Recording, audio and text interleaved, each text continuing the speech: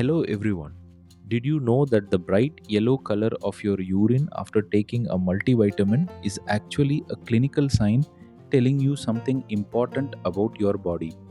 Today we are going to explore vitamin B2, also known as riboflavin, and understand its physiology, pathology, and clinical management in detail. Let us begin with the flavin backbone of this vitamin. Riboflavin or vitamin B2 derives its name from flavin, the Latin word for yellow. It is a yellow green fluorescent compound that humans cannot synthesize on their own, making continuous dietary intake an absolute requirement for survival.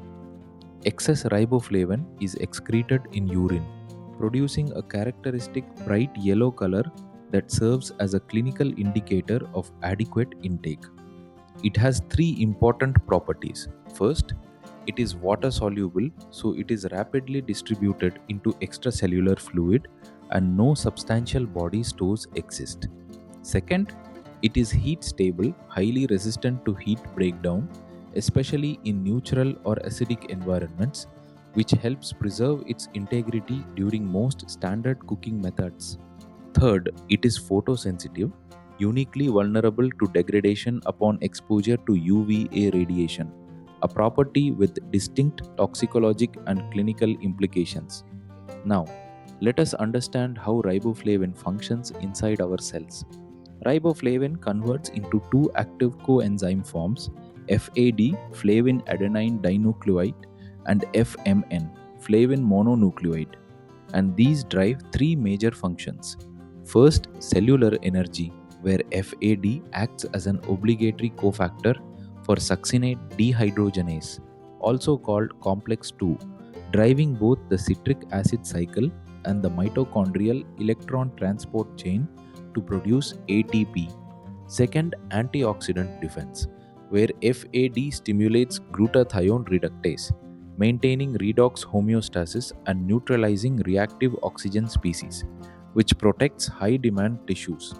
Third, B vitamin recycling, where FAD is required for MTHFR methylene tetrahydrofolate reductase activity, regulating folate recycling, activating niacin, which is vitamin B3, and pyridoxine, which is vitamin B6, and mobilizing stored iron.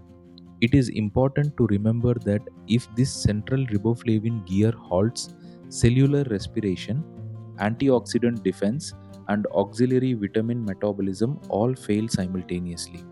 Let us now look at the dietary sources that fuel this engine. On the sourcing scale, we have high concentration sources of animal origin, which include sheep liver, giving 1.70 milligrams per 100 grams, making it the richest source, hen egg giving 0.40 milligrams, cow's milk giving 0.19 milligrams, which is the primary Western source, and meat or mutton giving 0.14 to 0.18 milligrams per 100 grams.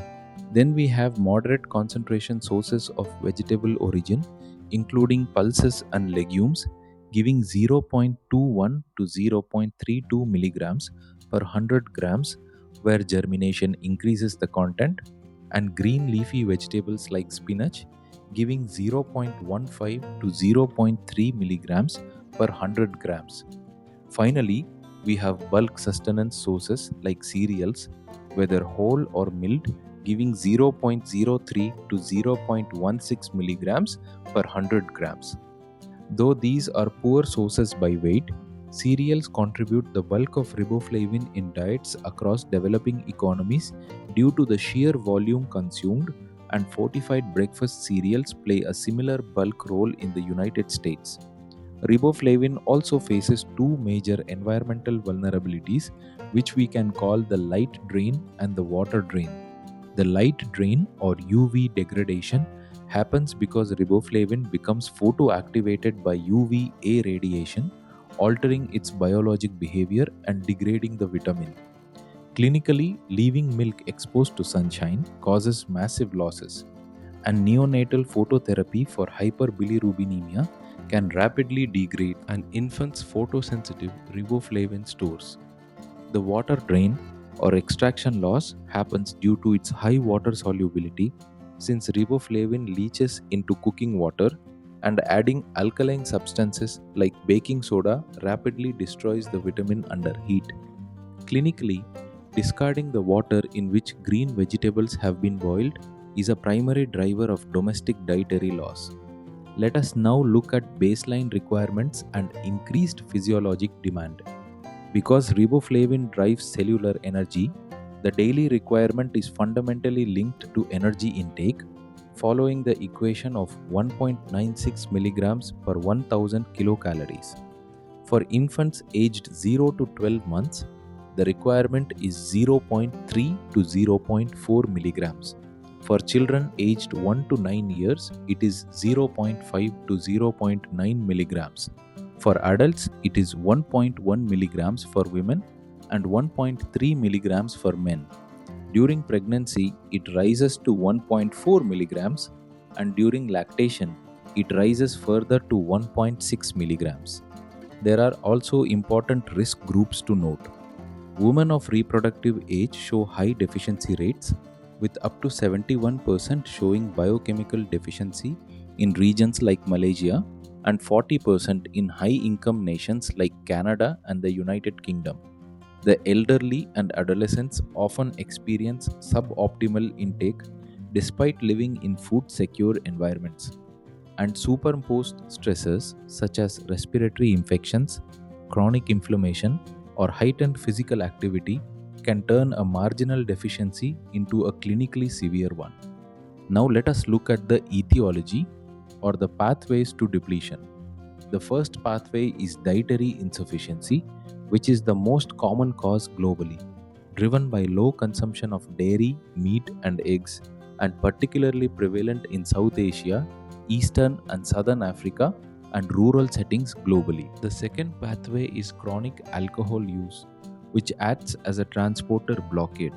Since ethanol actively blocks intestinal riboflavin receptors, inhibiting absorption and renal reabsorption by downregulating specific riboflavin transporters at the transcriptional level, and this is compounded by nutritionally inadequate diets commonly seen in alcohol use disorder. The third pathway is malabsorption and iatrogenic causes or systemic leaks, which include conditions like tropical sprue, celiac disease, chronic diarrhea, and biliary obstruction. Iatrogenic causes like hemodialysis, which rapidly clears water-soluble vitamins, and medications like phenothiazines and barbiturates. Let us understand the pathophysiology of what happens when this engine halts. Depletion of FAD flavin adenine dinucleotide and FMN flavin mononucleotide cofactors triggers a cascade of three cellular failures. The first is mitochondrial collapse, where impaired succinate dehydrogenase activity halts ATP production and fatty acid beta oxidation fails, leading to toxic lipid accumulation or lipotoxicity in high energy tissues like the liver, retina, and nervous system. The second is oxidative and endoplasmic stress, where diminished glutathione reductase activity allows reactive oxygen species to surge, triggering the CHOP homologous protein pathway and promoting cellular apoptosis. The third is the nutrient domino effect, where folate becomes trapped due to decreased methylene tetrahydrofolate reductase MTHFR activity, impairing folate recycling and elevating homocysteine. Iron becomes locked with decreased iron mobilization, triggering anemia even when dietary iron is adequate. And B vitamin activation of niacin and pyridoxine stalls completely. These failures show up clinically as oropharyngeal and dermatologic fallout. Cheilosis presents as dryness, scaling, fissuring, and cracking of the lips. Angular stomatitis presents as painful cracks and maceration at the corners of the mouth. Glossitis presents as an inflamed, smooth, magenta-colored tongue. Seborrheic dermatitis presents as greasy, scaly lesions around the nose and lips, and can also involve the trunk, scrotum, or vulva. It is important to note that while these symptoms are highly suggestive, they are rarely isolated, and overt clinical Ariboflavinosis is almost always part of a multiple B vitamin deficiency syndrome due to the domino effect on B3 and B6. Beyond the skin and mouth, there are also systemic consequences affecting the blood, eyes, and nerves. In hematologic terms, the hidden anemia manifests as normocytic, normochromic anemia, resulting from impaired iron mobilization and altered folate and B6 metabolism, not from a lack of dietary iron. And severe cases can progress to bone marrow aplasia or erythroid hypoplasia. In ophthalmologic terms, the oxidative toll manifests as photophobia, decreased visual resilience, and corneal vascularization caused by altered retinal pigment epithelium and lipid metabolism, disrupting photoreceptor maintenance, potentially increasing susceptibility to cataracts. In neurologic and connective tissue terms, the structural deficit manifests as neuromotor impairment, exercise intolerance, and impaired wound healing, with decreased collagen cross-linking reducing tissue resilience. Interestingly, an emerging link shows upregulated riboflavin metabolism in psoriatic skin, suggesting a protective role against psoriasis for individuals over 40. Now let us look at the diagnostic standard used to measure this deficiency. The gold standard is called the erythrocyte glutathione reductase activation coefficient, or EG-RAC, which measures the in vitro stimulation of the enzyme by FAD, directly testing the functional availability of riboflavin. A value below 1.20 is considered acceptable. A value between 1.20 and 1.40 is considered low or subnormal. A value of 1.40 or above is considered deficient. It is worth noting that women with an EG-RAS of 1.40 or higher have twice the risk of anemia. There are also alternative biomarkers. Urinary riboflavin excretion below 27 micrograms per gram of creatinine suggests deficiency, though it is less reliable in catabolic states. Erythrocyte riboflavin below 10 micrograms per deciliter of red cells also indicates deficiency. And in G6PD deficient populations, EG-RAS becomes insensitive. So erythrocyte pyridoxamine phosphate oxidase activity must be used instead. Let us now look at the diagnostic matrix comparing acquired versus genetic deficiency. Acquired deficiency has a root cause of inadequate dietary intake, alcohol use disorder, or malabsorption, and its primary patient profile includes malnourished populations, alcoholics, pregnant women, and the elderly. Its key clinical presentation includes mucocutaneous lesions like stomatitis and glossitis, mild to moderate anemia and fatigue, and its intervention involves physiologic replacement of 2 to 4 milligrams per day.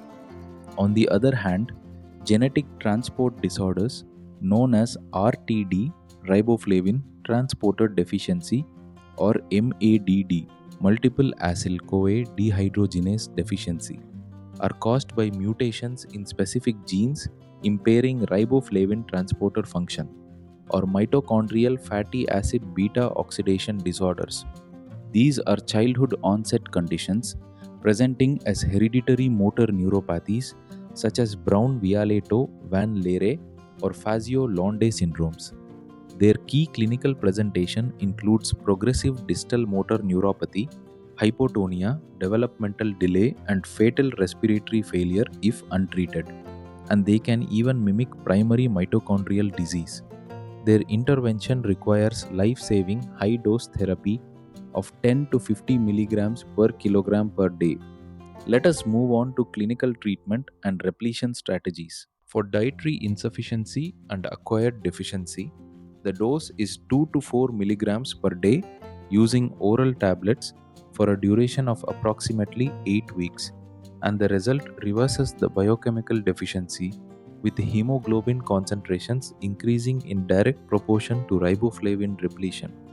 For genetic transport disorders like RTD or MADD, the dose is 10 to 50 milligrams per kilogram per day, involving massive high dose oral therapy for a duration of lifelong treatment unless pathogenic variants are excluded by genetic testing, and the result reverses severe neurosimilar symptoms and restores mitochondrial succinate dehydrogenase activity.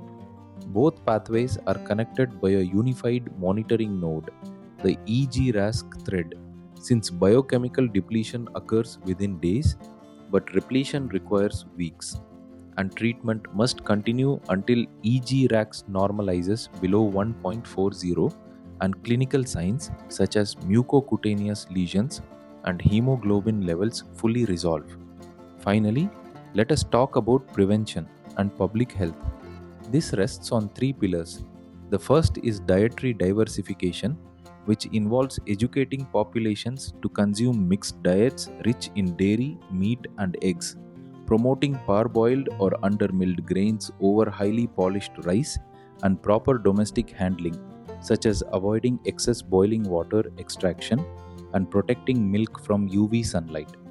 The second is direct supplementation and food fortification, where fortified breakfast cereals represent a critical micronutrient source for children in high income nations, buffering against deficiency, and prophylactic supplementation is given to high risk groups such as hemodialysis patients, lactating mothers, and those with chronic alcohol use disorder. The third is re evaluating global surveillance, since subclinical deficiency is vastly under monitored and with prevalence ranging from 40% in high income countries to more than 70% in middle and low income countries, emerging evidence suggests that current intake recommendations may be underestimated, contributing to hidden global burdens of anemia and hypertension. To bring it all together, let us summarize the riboflavin life cycle in 5 stages. First, environmental loss, where inadequate intake, alcohol blockade, or UV and water degradation restricts raw riboflavin. Second, biochemical halting, where depleted FAD and FMN stall succinate dehydrogenase and MTHFR, causing ATP to drop along with oxidative stress and a spike in homocysteine.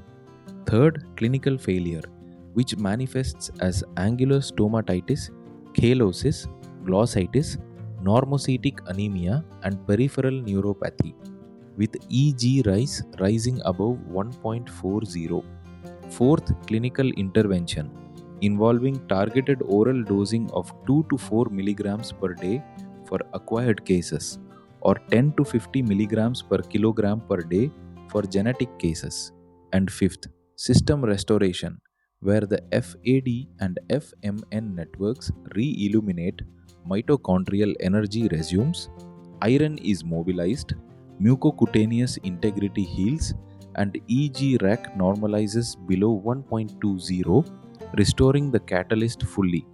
Hope you have understand about vitamin B2, riboflavin. If you found this video useful, please like and share with your friends and colleagues. Thank you.